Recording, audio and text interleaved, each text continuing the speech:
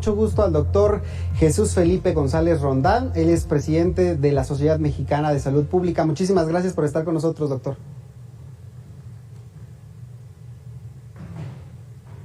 ¿Qué tal? Buenas tardes, a tus órdenes. Me gustaría comenzar preguntándole, hoy por hoy el manejo de la pandemia solo puede evaluarse en función del número de vacunas aplicadas. No, evidentemente que tiene que haber un abordaje más integral en términos de la evaluación. No es algo que al día de hoy podamos decir que ya pasó, ¿no? Eso es algo que creo que vale la pena resaltar. Hoy la pandemia sigue con nosotros. Si bien ya afortunadamente gran parte de las personas mayores de 60 años han recibido sus dosis de vacunas, la realidad es que en cualquier momento dado podemos tener un repunte si bajamos la guardia. Y por eso es importante enfatizar lo que tú decías. Tenemos que seguir manteniendo las medidas de higiene adecuadas, el uso de alcohol gel, la sana distancia, el uso de cubrebocas, como la mejor manera para seguir protegiéndonos hasta que en tanto no toda la población esté vacunada. Hoy apenas la meta que tiene el país lleva el 7% de personas vacunadas y al final pues nos hace falta un 93% de personas que se vacunen y por ende no podemos bajar la guardia y no podemos dejar de tener las medidas de prevención que son las que nos van a evitar que tengamos enfermos, que tengamos hospitalizados y que lamentablemente tengamos personas que fallezcan, ¿no? Uh-huh. Ahora, todas las noches tenemos estas cifras de cuántas personas se han vacunado, de cuántas ya les pusieron las 2 dosis, de cuántas solamente tienen una dosis. ¿Cómo podemos evaluar ese tipo de números en relación a lo que sucede, por ejemplo, en Estados Unidos o lo que sucedía en Israel con estas personas vacunadas donde casi todo el porcentaje de la población está vacunado? ¿Cómo podemos leer estos números respecto a lo que sucede en otros países? Mira, habría que verlo en la justa dimensión. Creo que aquí un tema que cualquier país está enfrentando es el acceso a vacunas. Y hay 190 países en el mundo buscando en el mercado de vacunas tener acceso a estas.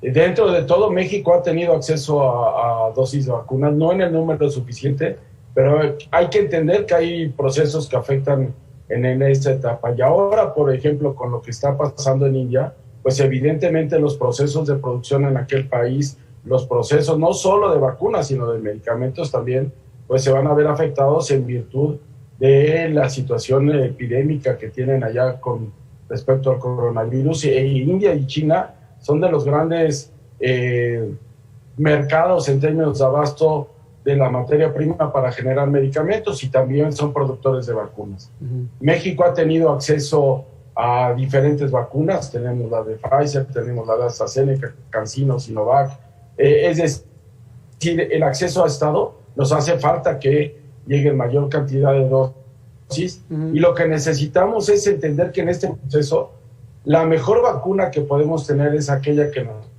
ponen, y en tanto no nos pongan, la mejor vacuna que podemos seguir teniendo son estas medidas que te señalaba, como el uso de cubrebocas de manera adecuada. Uh-huh. ¿Qué no nos puede pasar y que estamos viendo que empieza a visualizarse es caer en la confianza de que ya el coronavirus no está presente en nuestra sociedad, lo cual no es cierto. Uh-huh. El coronavirus sigue presente en México y en cualquier momento podemos tener un repunte.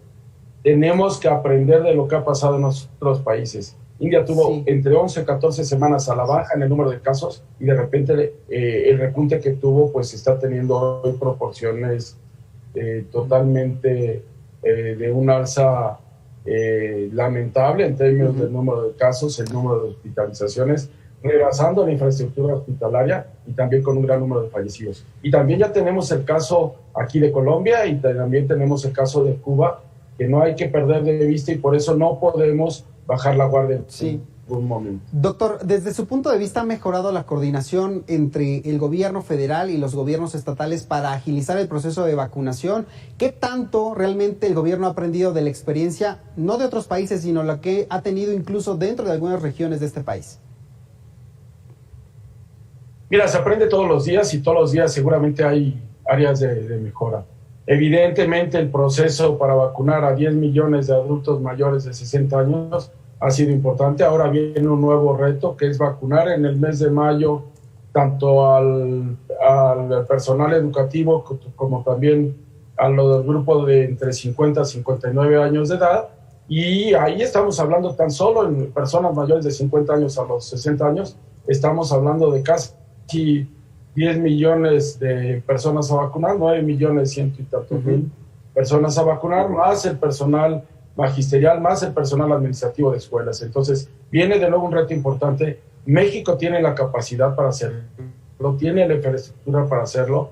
Evidentemente va a haber diferencias entre las entidades, ya lo marcabas tú al inicio del programa en términos de las diferencias que existen, y creo que también a posteriori va a haber un análisis de cómo en las entidades federativas el manejo con respecto a la pandemia de coronavirus ha sido diferente en términos de esto. ¿Qué es lo que sí necesitamos? Una gran coordinación entre el gobierno federal con los gobiernos estatales y una gran coordinación también con la iniciativa privada y también con la sociedad civil, para que todos contribuyamos a este gran reto de salud que tenemos, que es el impulsar la vacunación en nuestra población.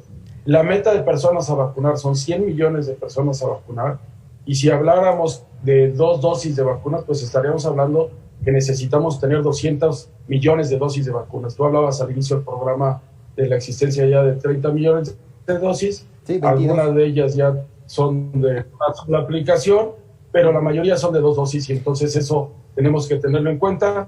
Claro. Hoy solo llevamos el 7% de personas vacunadas.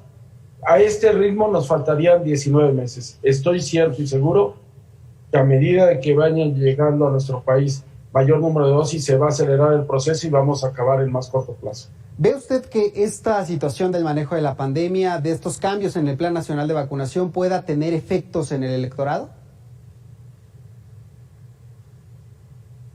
Yo no vincularía el tema de vacunación con el tema de la política.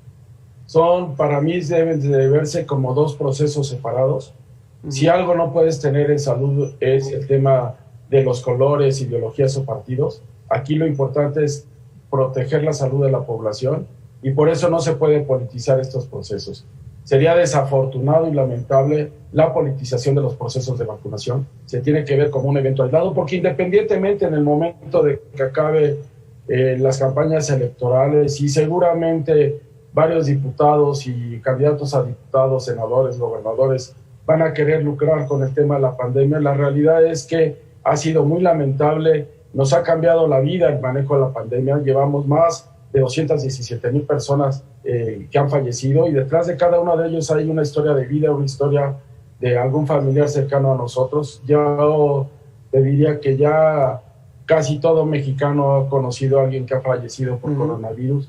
Lo que necesitamos entender es que esto no se puede politizar, y que lo que necesitamos es una gran coordinación y un gran esfuerzo nacional, porque aparte es muy probable que la vacuna se requiera al menos cada año, cada 2 años, y lo que nos tiene que dar la oportunidad es de poder visualizar que para el 2050 la mayor población en México va a estar por arriba de los 50 años de edad, y necesitamos desde ya generar un programa nacional de vacunación para los adultos mayores que tenga un peso importante, así como lo hicimos desde hace 40 años con los menores de edad. Hoy tenemos que entender que necesitamos impulsar procesos de vacunación en los adultos, con la vacuna anticovid, con la vacuna de influenza, con la vacuna del neumococo, meningococo, etcétera, ¿no? Sí.